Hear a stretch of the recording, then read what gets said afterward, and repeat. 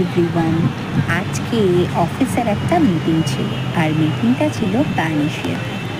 যদিও এর আগে আমি এই প্যানেশিয়াতে কখনো যাইনি। This is my first time. Just wow experience ছিল, সেই ছিল এক কথায়। আর এখানে ছাদটা দেখেছো, জাস্ট ওয়াও। এখানের অ্যাম্বিয়েন্সটা জাস্ট কোনো কথাই হবে না। আমি তো জাস্ট স্পেল বাউন্ড হয়ে গেছিলাম। আর মিটিং শুরু হওয়ার আগে ভাবলাম একটু তোমাদের সাথে শেয়ার করে ফেলি এখানের অ্যাম্বিয়েন্সটা।